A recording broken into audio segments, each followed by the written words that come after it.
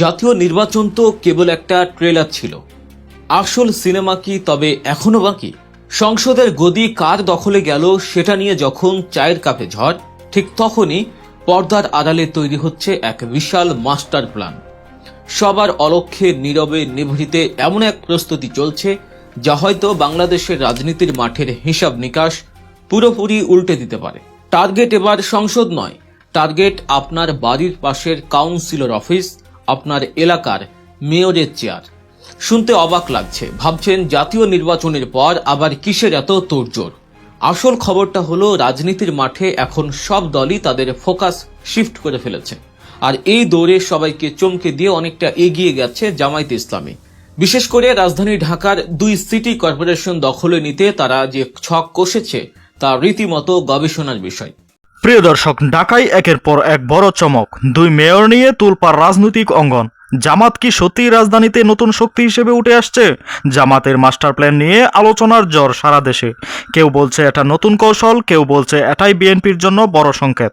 রাজনীতির এই হঠাৎ মোড়, কার লাভ কার ক্ষতি, শেষ পর্যন্ত খেলাটা কার হাতে যাবে? দর্শক, এ বিষয়ে বিস্তারিত দেখাবো এই একটি ভিডিওতে, তাই 1 সেকেন্ডও না টেনে পুরো ভিডিওটি দেখবেন। চ্যানেলে নতুন হলে সাবস্ক্রাইব করে রাখবেন পরবর্তী আপডেট পাওয়ার জন্য। ভিডিওতে একটি লাইক করে দেখতে থাকুন সম্পূর্ণ ভিডিওটি। জাতীয় নির্বাচনের উত্তেজনা শেষ হতে না হতেই শুরু হয়ে গেছে স্থানীয় সরকারের নির্বাচনের দামামা।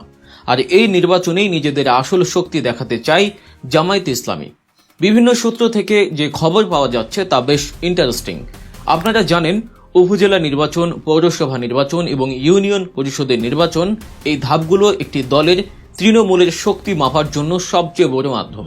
আর এখানেই জামায়াত তাদের পুরনো কৌশলে ফিরে যাচ্ছে, তবে এবার আরও বেশি অর্গানাইজ ওয়েতে।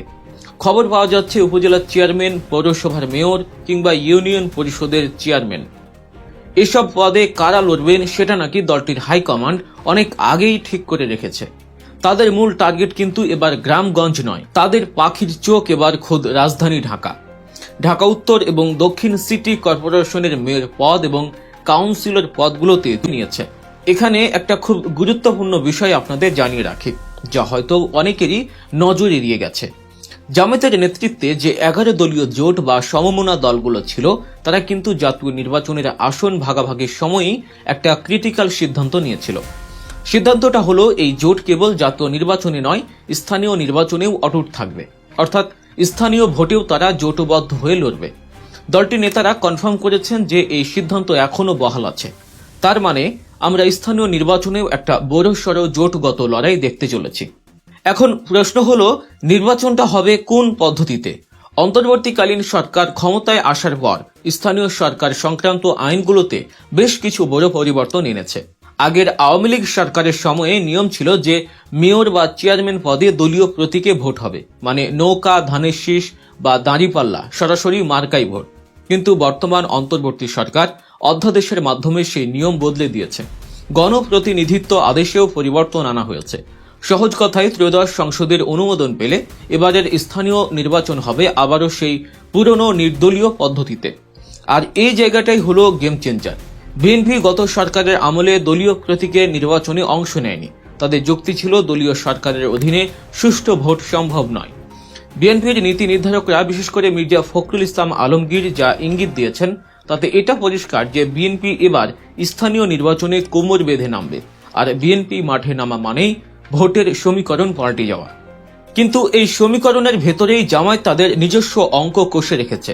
রমজানের পরেই সিটি কর্পোরেশনের নির্বাচন হওয়ার একটা জোর সম্ভাবনা আছে, আর এই সময়টাকে কাজে লাগিয়ে জামায়াত তাদের গ্রাউন্ড ওয়ার্ক বা মাঠের কাজ প্রায় গুছিয়ে এনেছে। ঢাকার 2 সিটি কর্পোরেশন নিয়ে জামায়াতের কনফিডেন্সের লেভেলটা আসলে কোথায়? এর উত্তর লুকিয়ে আছে সত্য সমাপ্ত নির্বাচনের কিছু পরিসংখ্যানে। ঢাকার 2 সিটির আওতায় যে 15টি সংসদীয় আসন রয়েছে, তার মধ্যে 7টিতেই জয় হয়েছে জামায়াত জোট। যদিও বিএনপির জোটের চেয়ে তারা একটি আসন কম পেয়েছে, কিন্তু ভোটের সংখ্যার দিকে তাকালে দেখা যাচ্ছে এক ভিন্ন চিত্র। ঢাকায় বিএনপির জোটের চেয়ে জামায়াত জোটের প্রার্থীরা বেশি ভোট পেয়েছে। আর এই পরিসংখ্যানই তাদের সাহস যোগাচ্ছে যে সঠিক প্রার্থী দিতে পারলে ঢাকার মেয়র হওয়া অসম্ভব কিছু নয়। শুধু মেয়র পদ নয়, কাউন্সিলর পদেও জামায়াত এবার অবিশ্বাস্য রকমের সিরিয়াস। গত বছরের জানুয়ারি থেকে খেয়াল করুন, নির্বাচনের 1 বছর আগে থেকেই তারা ঢাকার 2 সিটিতে সম্ভাব্য কাউন্সিলর বাছাই প্রক্রিয়া শেষ করে ফেলেছে। ঢাকা উত্তর ও ঢাকা দক্ষিণের মোট 129টি ওয়ার্ডে তারা তাদের প্রার্থী ঠিক করে রেখেছে।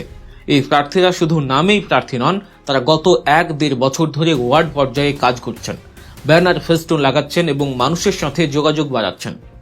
যেমন ধরুন, ঢাকা উত্তরের 35 নম্বর ওয়ার্ড, সেখানে জামায়াত নেতা আব্দুস সাত্তার সুমন বহুদিন ধরেই প্রচার চালাচ্ছেন। দক্ষিণের 20, 21 ও 22 নম্বর ওয়ার্ডেও জামায়াত সমর্থিত প্রার্থীরা বেশ সক্রিয়। এখানে একটা সূক্ষ্ম কৌশল আছে। নির্বাচন যেহেতু নির্দলীয় পদ্ধতিতে হবে, তাই দলীয় প্রতীক থাকবে না, কিন্তু রাজনৈতিক দলগুলো তাদের সমর্থিত প্রার্থীর পক্ষে কাজ করতে পারবে। জামায়াত এই সুযোগটাই পুরোপুরি কাজে লাগাতে চায়। তাদের সাংগঠনিক কাঠামো অন্যান্য দলের চেয়ে অনেক বেশি সুশৃঙ্খল, আর এটাই নির্দলীয় ভোটে তাদের বড় অ্যাডভান্টেজ দিতে পারে। তবে সবকিছুই কি জামায়াতের জন্য স্মুথ? একদমই না।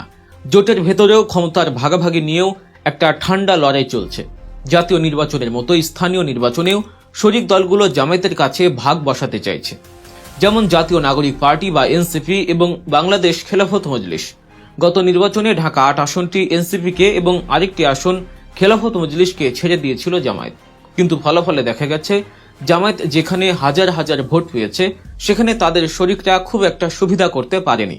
ঢাকা 8 আসনে এনসিপি এবং ঢাকা 13 আসনে খেলাফত মজলিস পরাজিত হয়েছে। কিন্তু এরপরেও শরিকরা ঢাকার একটি মেয়র পদ দাবি করছে।